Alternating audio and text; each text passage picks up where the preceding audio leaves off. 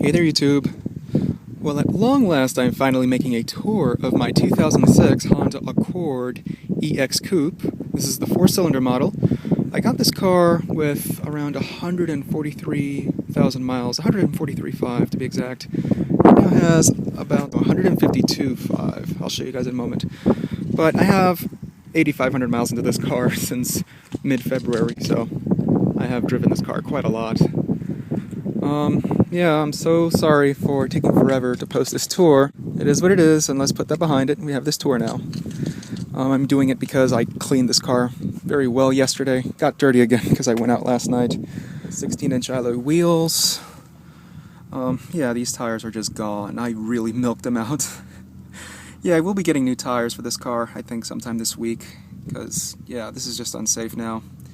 Surprisingly, though, the car doesn't shake, and fairly minimal road noise. You can see it has its sunroof, you can see the antenna on top. It does have satellite radio from factory. LED taillights. Accord only came with that. For the 2006 and 2007 model years, both the coupe and sedan, I don't know why Honda deleted the LED taillights on the 2008 and newer Accords.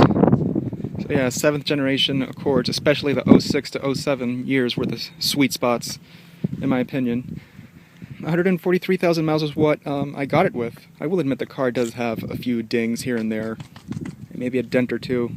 Possibly may not be visible in this video, but as you guys can make out, the car looks great. And I've shown you many pictures of it. I got this car for roughly $1,000 cheaper than what I paid for the Mazda M for what I sold it for. I will definitely add a spoiler to this car. It will really spiff up the look and back. I mean, the back end looks great as is, but the spoiler will definitely go. Factory style, of course. Nothing aftermarket or crazy. I will add a sunroof visor on top. I see many of these cars come with that too. Here's the front. The headlights were slightly oxidized, but I polished them out a little bit. You can see they don't look too bad. I'll definitely add fog lamps to this car too. The interior is in great shape. This was a one owner. You can see the leather seats. I did condition them, and they look perfect. You can see the sunroof. But yeah, here are the adjustments to the seat, backrest and such. You can see the seats are nicely bolstered on the sides. It does hug your torso. Yeah, this is a very comfortable seat, passenger as well. But yeah, please excuse the napkins on the inside the door panel, door pocket. You never know when you're going to need them. Here's the key. Quite worn out. I did clean it out because the previous owner just never cleaned the key. Lock, unlock, trunk, panic. I only had this one key. Check out the Lincoln keychain. This was from a 1995 Lincoln Town car. It was inside the owner's manual pouch. Older than some of you viewers.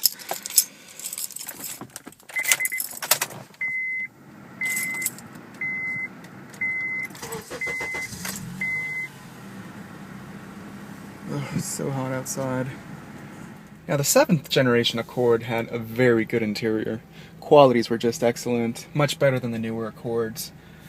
2008 and newer just went downhill drastically. And fit and finish also went off as well. But anyways, let's talk about interior quality. This side of the dashboard nicely padded. You can see the finish of all these lines. Nicely even. The upper section of the dashboard here is plastic, but it's a smooth texture. It doesn't feel grainy at all. They use this rather metallic color plastic over here. It's not going to fade off or anything, but you can see somewhat of a sparkle to it. It looks very good. Hazards. This is a rather decent sounding stereo system. The only thing is the back speakers kind of suck. Let me see if I can get something going on very quick so you guys can see.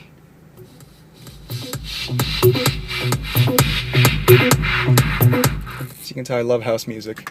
And again, XM satellite radio, in-6 disc. Climate control, it is dual zone. You can see right there, passenger and driver. Turn back to the dual zone. Huge cubby in here. Here's my ghetto Yeah, tripod mount. I'll be using that in a moment. Very large storage space here. Coin holder, not an ashtray. Don't ever put any cigarettes in there. Power outlet. The sides here, all plastic. Again, it does not feel grainy at all, so it's not that bad. Glove box, fairly large. I have it full of junk in there. It doesn't shut that evenly over there, or actually I don't think it's because it's even. I think it's because part of this foam or padding over here is missing or it broke off. I don't know, the car came like that. So that's why when you close it you see like there's like an open gap. So actually this glove box does shut evenly. You can see the gaps are quite even. It doesn't have dual latches, but it doesn't flap around. This car does utilize a 5-speed automatic, and it's geared nicely.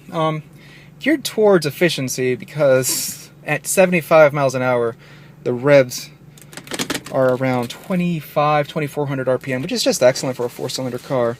And shifts are very responsive, and the car really does feel free when you really floor it from a 0 to 60 or whatever. Passenger and driver heated seats, dual cup holders, e-brake. The armrest, I padded this actually because the original padding receded. You can see how cushiony this is. You can see this upper tray over here, coin holder,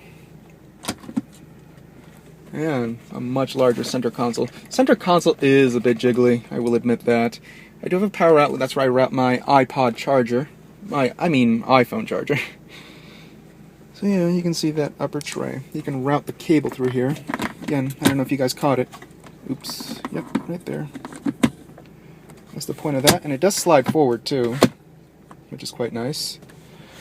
Now you can see the instrument cluster, very bright.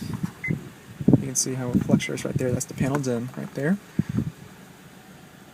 The mileage, 82 degrees. Trip computer, oil life, 40%. I do not wait until it reaches 10. I already have the oil and oil filter waiting for me in the garage. I will change that myself. Steering wheel is nicely thick all the way around. Has some side bolsterings, radio controls, cruise control. It does tilt and telescope. This latch right there. Intermittent speed wipers, headlamps, sunroof. You can see how that works. It's always a Honda thing for it to be up there. Let me leave it tilted. Headliner is nicely plush. Doesn't feel like cardboard or anything. Even this sunroof shade over here, it's actually very good. I mean, I even toured an M56. Was it? Yeah. I think it was an M56. And this shade felt so flimsy, like a hunk of cardboard, and surprisingly how the 7th generation Accord has a much better shade, much better made. Holder for the sunglasses, very large.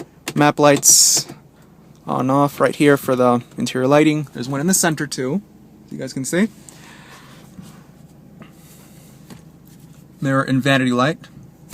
Very plush sun visor. Ford, Acura, some GMs, and there's other makes. I think even Toyota uses the same exact mirror and vanity light. It's very old. It's been around since 1995. Passenger side. You can see A-pillar nicely padded over here with this cloth. Fit finish is excellent. I don't know if you guys can make it out. It's very dark. There we go.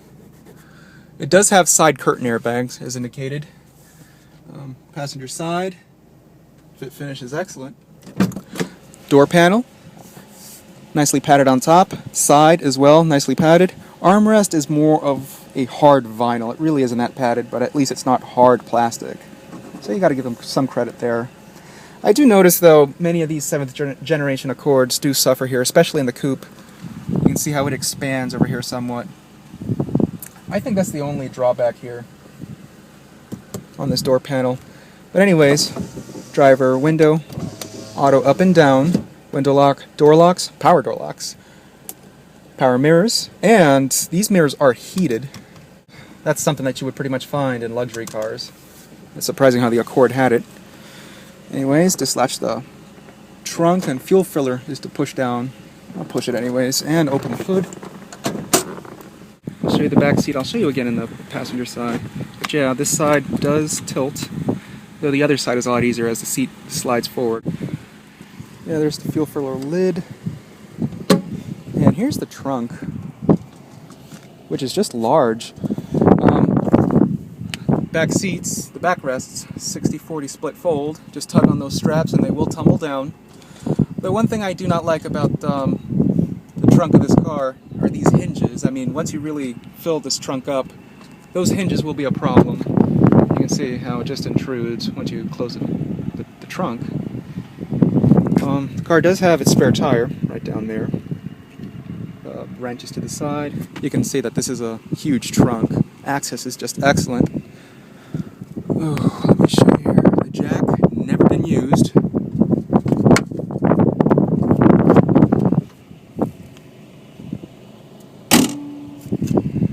don't know if you can make out the LEDs. You can see them. Though the turn signals aren't LEDs, it's just a regular incandescent bulb. But I love these tail lamps. This is very bright once you hit the brakes. I don't know why Honda left it like that, I guess for cost cutting, but at least you get LEDs for the brake lights and running lamps. You can see the exhaust tip, which is chrome. I always scrub it every time I wash this car.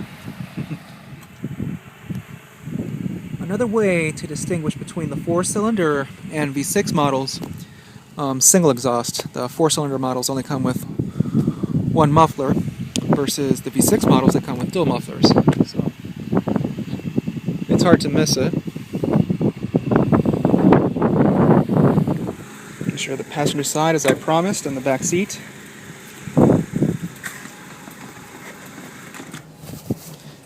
These seats are actually not that bad. You can see how cushiony they are. Legroom isn't that big of a deal. Oh, sorry.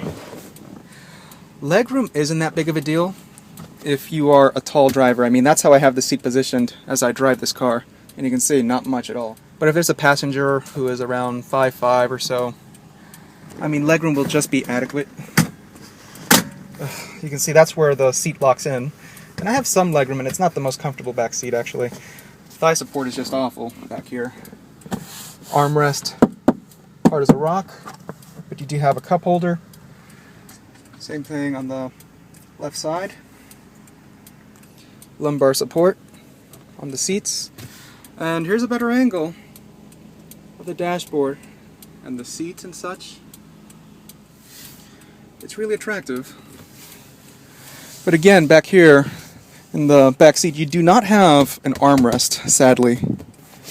I hate that it doesn't have that, but hey, I never sit back here, so I really don't care so much for the rear passengers. At least they were thoughtful enough to give you a headrest, and it is adjustable. I'm 6'1", so I'm kind of cramped, and I really can't. There we go. Oh, I just made it.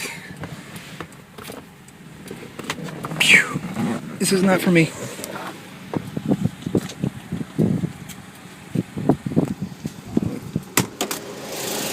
And Honda's tried and true 2.4 liter dual overhead cam 4-cylinders, the I-vtec.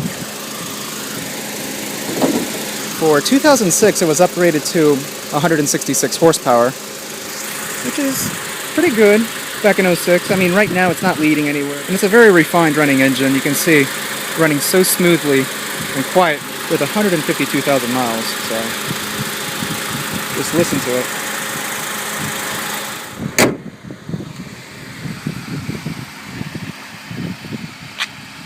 Looking at it, this car can so use HIDs, and those fogs will help assist the look of the car.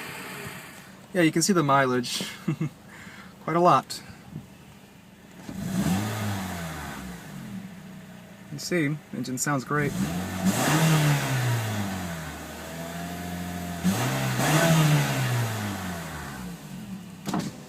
$152,000 miles, people, and it sounds excellent.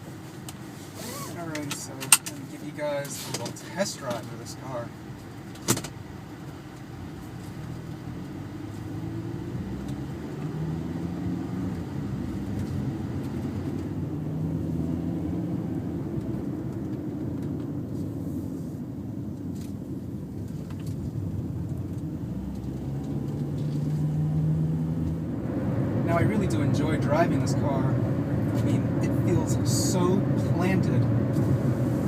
It's something you do not get with the Camry. You can feel that it corners very well. You don't feel that the back end of this car is going to lose grip or anything, you know. The car doesn't lean on its side or anything. It's a very fun to drive car, very comparable to the Mazda 6 V6 that I had before.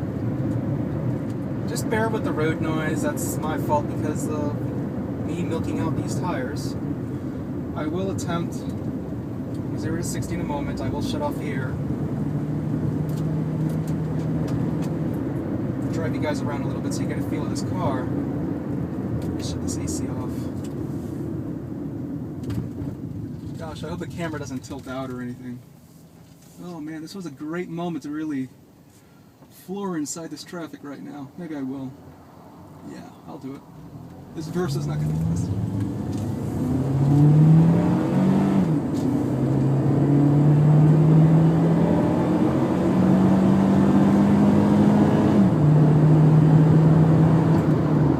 That's 75.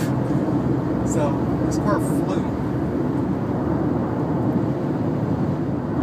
Again, that's what I mean about this transmission. It really does let this engine rev freely. That was a 6,200 RPM in second gear. Oh, stupid Firebird.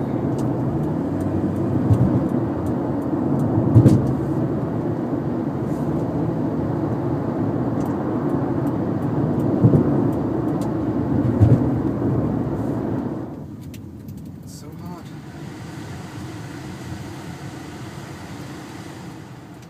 But again, this is Florida, and you really cannot make use of what this car is capable of doing on turns.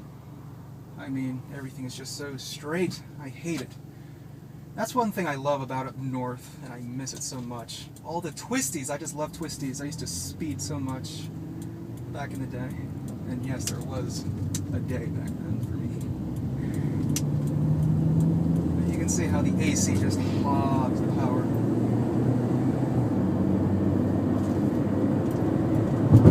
Running 89 octane too. Straightness, I hate it. I literally do fall asleep when I'm driving here. I mean, it's just so boring.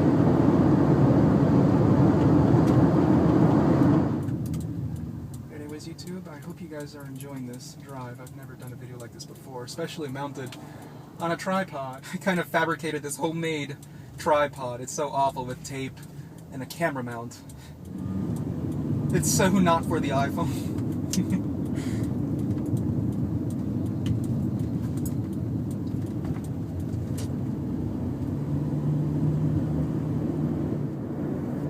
I usually speed through this turn. The car always takes a dip and then it hops up. It's kind of fun when you take it at high speed. For some reason everyone just chickens out. Well, usually because everyone drives a car that just can't take it. It'll just flip out of control. But not this car. This car stays planted. I'm at 44 miles an hour, and right now the RPM is just lingering around 1,400 RPM, which is not bad. And as I slow down, with my foot gently on the gas, it will still stay on 5th gear. I'm at 35 miles an hour.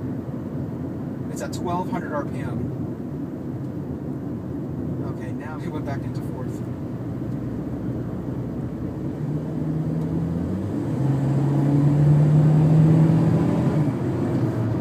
Yeah, YouTube. So do that little kick down. I think that concludes this test drive.